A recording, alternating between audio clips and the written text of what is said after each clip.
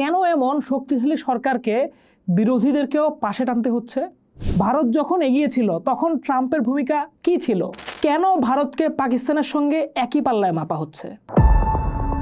সাংবাদিক ও রাজনীতি বিশ্লেষক পি রামন সম্প্রতি দ্য ওয়ার পত্রিকায় একটা গুরুত্বপূর্ণ নিবন্ধ লিখেছেন। সেখানে তিনি ভারতের প্রধানমন্ত্রী নরেন্দ্র মোদীর পররাষ্ট্রনীতির কঠোর সমালোচনা করেন।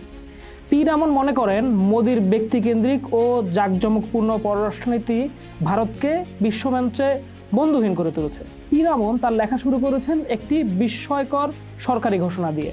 16ই মে যখন মোদী সরকার ও তার সমর্থকেরা পাকিস্তানের বিরুদ্ধে তথাকথিত বিজয় উল্লাসে মত্ত, তখন একটা আশ্চর্যকর ঘোষণা আসে।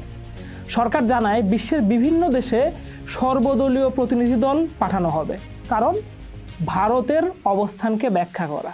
পি রামন প্রশ্ন তুলেছেন, এমন এক বিজয় মুহূর্তে কেন এই উদ্যোগ?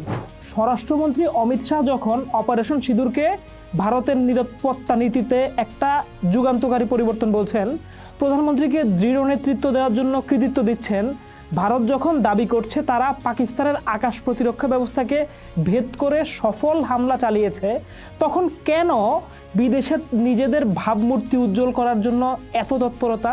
কেন এমন শক্তিশালী সরকারকে বিরোধীদেরকেও পাশে টানতে হচ্ছে? পি রামন উল্লেখ করেছেন, মোট 59 জন সংসদ সদস্যকে 32টি দেশে পাঠানো হয়েছিল। এর মধ্যে কিছু প্রতিনিধি দলের নেতৃত্বে ছিলেন বিরোধী দলের সদস্যরাও। এই দলগুলো বিদেশি সংসদ সদস্য, গবেষক, সাংবাদিক ও থিঙ্ক ট্যাঙ্কদের সাথে দেখা করে সরকারের সন্ত্রাস বিরোধী অবস্থান ব্যাখ্যা করাই ছিল তাদের মূল কাজ। কিন্তু পি রামন দেখিয়েছেন, শুরু থেকেই এই উদ্যোগ বিতর্কে জন্ম দিয়েছে। অতীতে এমন পরিস্থিতিতে সব দলের সঙ্গে আলোচনা করে প্রতিনিধি দল গঠন করা হতো, কিন্তু এবার সরকার সেই পথে হাঁটেনি। সরকার নিজেই বিরোধী দলের মধ্য থেকে নিজের পছন্দের লোকদেরকে বেছে নিয়েছে। কংগ্রেসের প্রস্তাবিত নাম উপেক্ষা করে সরকার শশী থারুরকে নির্বাচন করে।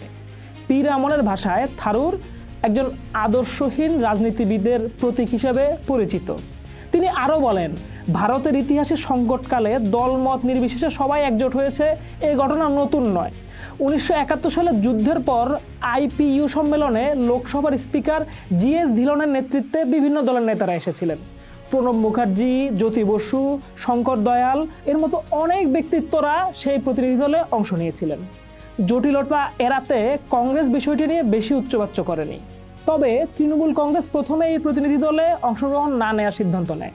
পরে পি রামনের মতে সরকার কিছুটা নমনীয় হলে অভিষেক বন্দ্যোপাধ্যায়কে অন্তর্ভুক্ত করা হয়।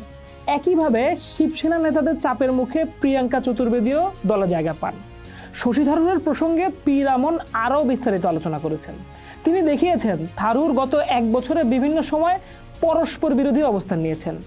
কখনো তিনি কেরালার মুখ্যমন্ত্রীর প্রশংসা করেছেন, কখনো মোদী সরকারের মুসলমান দেশগুলোর সঙ্গে সম্পর্ক উন্নয়নের প্রচেষ্টাকে সমর্থন জানিয়েছেন। পি রামন মনে করেন, থারুরের অবস্থান তার ব্যক্তিগত রাজনৈতিক ভবিষ্যৎ দ্বারা অনেকটাই প্রভাবিত। একসময় যিনি মোদীকে তীব্র ভাষায় কটাক্ষ করতেন, তিনিই এখন তার সঙ্গে সখ্যতা গড়তে চাইছেন।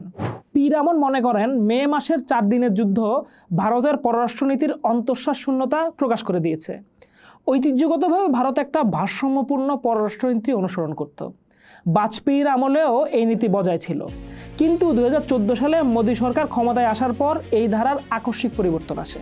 পি রামনের মতে পররাষ্ট্রনীতিও হয়ে ওঠে মোদী কেন্দ্রিক। দেশের অভ্যন্তরে ব্যক্তি পূজার সংস্কৃতি যেন বিদেশেও রপ্তানি করার চেষ্টা শুরু করা হয়। বিদেশি নেতাদের আমন্ত্রণ জানিয়ে মোদীর ব্যক্তিত্বকে কেন্দ্র করে বিভিন্ন অনুষ্ঠান আয়োজন করা হয়। যেমন 2020 সালের নামাস্তে ট্রাম্প অনুষ্ঠান, যার মঞ্চও হয়েছিল নরেন্দ্র মোদী স্টেডিয়ামে। এমনকি 2014 সালে ক্ষমতায় এসে মোদী প্রথমেই চীনের প্রেসিডেন্ট শি জিনপিংকে আমন্ত্রণ জানান। এরপর জাপানের প্রধানমন্ত্রী শিনজো আবেও আমন্ত্রিত হন। কিন্তু পি রামন দেখিয়েছেন, সময় গণনার সঙ্গে সঙ্গে এই ব্যক্তি নির্ভর কূটনীতির সীমাবদ্ধতা স্পষ্ট হতে থাকে। কংগ্রেস সভাপতি মল্লিকার্জুন খাড়গের তথ্য অনুযায়ী মোদী এখন পর্যন্ত 72টি দেশে 151 বার সফর করেছেন। এর মধ্যে 10 বার শুধু যুক্তরাষ্ট্রে গিয়েছেন। অথচ পি রামন বলছেন, এই দেশগুলোর কোনোটি স্পষ্টভাবে ভারতের সন্ত্রাস বিরোধী অবস্থানকে সমর্থন করেনি।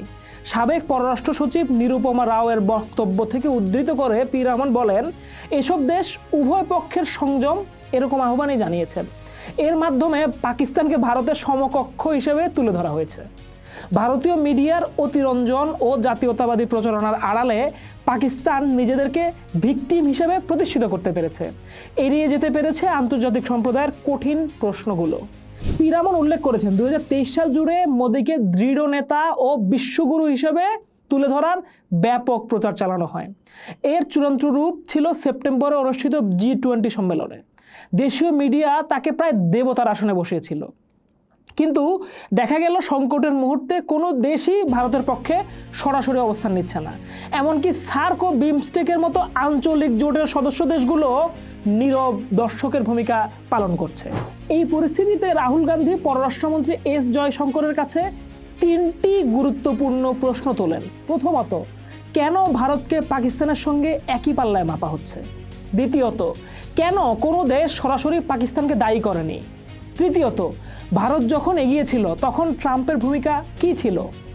পি রামন বলেন, বিজেপি চিরাচরিত ভঙ্গিতে রাহুল গান্ধীকে পাকিস্তানের ভাষায় বলছেন বলে আক্রমণ করেছে। এতে হয়তো দেশের অভ্যন্তরে কিছু বাহবা পাওয়া গেছে, কিন্তু বিশ্বমঞ্চে এই প্রশ্নগুলো অমীমাংসই থেকে গেল। জয়শঙ্করের পরস্পর বিরোধী বক্তব্য নিয়েও পি রামন আলোকপাত করেছেন। 17 মে এক ভিডিওতে জয়শঙ্কর বলেন, পাকিস্তানকে আক্রমণের কথা আগেই জানানো হয়েছিল, কিন্তু 26 মে আরেক বৈঠকে তিনি বলেন, আগে নয় বরং পরে জানানো হয়েছিল। পি রামনের মতে এই দ্বিধাদ্বন্দ্ব আরও বেশি বিভ্রান্তির জন্ম দিয়েছে। পি রামন আবারও ভারতের অতীতের গৌরবময় ঐক্যের কথা স্মরণ করে দিয়েছেন। 1971 সালে যুদ্ধের পর বা 1974 সালে যখন নরসিমা রাও বিরোধী নেতাদের জাতিসংঘে পাঠিয়েছিলেন পাকিস্তানের কাশ্মীর বিষয়ক প্রস্তাব ঠেকাতে, এমনকি 26/11-তে মুম্বাই হামলার পরও মনমোহন সিং একই ধরনের কূটনৈতিক তৎপরতা চালিয়েছিলেন। সেই সময় দলমত নির্বিশেষে সবাই ভারতের জন্য একজোট হয়েছিল। সংসদের কেন্দ্রীয় হলে একসময় বাজপেয়ী, সীতারাম কেশরী, যশবন্ত সিংহের মতো নেতারা আড্ডা দিতেন। সেই সৌজন্যবোধ, সেই যৌথ প্রয়াস, সেই পারস্পরিক সম্মান আজ ইতিহাস। পি রামনের ভাষায় মোদির পররাষ্ট্রনীতি এক ব্যক্তি এক চেহারাকে কেন্দ্র করে গড়ে উঠছে, আর এই পথে চলতে গিয়ে ভারত আজ বিশ্ব দরবারে প্রায় বন্ধুহীন হয়ে পড়েছে। পি রামনের বিশ্লেষণ অনুযায়ী নরেন্দ্র মোদীর ব্যক্তিকেন্দ্রিক পররাষ্ট্রনীতি ভারতের দীর্ঘদিনের ভারসাম্যপূর্ণ ও ঐতিহ্যবাহী অবস্থান থেকে সরে এসেছে। জামকালো আয়োজন ও আত্মপ্রচার হয়তো সামরিক বাহবা এনে দিতে পারে, কিন্তু আন্তর্জাতিক কূটনীতিতে প্রকৃত বন্ধুর অভাব প্রকট হয়ে ওঠে সংকটের মুহূর্তে। ভারতের নীতি নির্ধারকদের এই বাস্তবতা উপলব্ধি করা জরুরি বলে মনে করেন পি রামন। অন্যথায় বিশ্বমঞ্চে ভারতের কণ্ঠস্বর আরও দুর্বল হয়ে পড়ার আশঙ্কা রয়েছে। পোস্ট দেখুন, ভাবুন, করুন। থাকুন পোস্টের সাথে।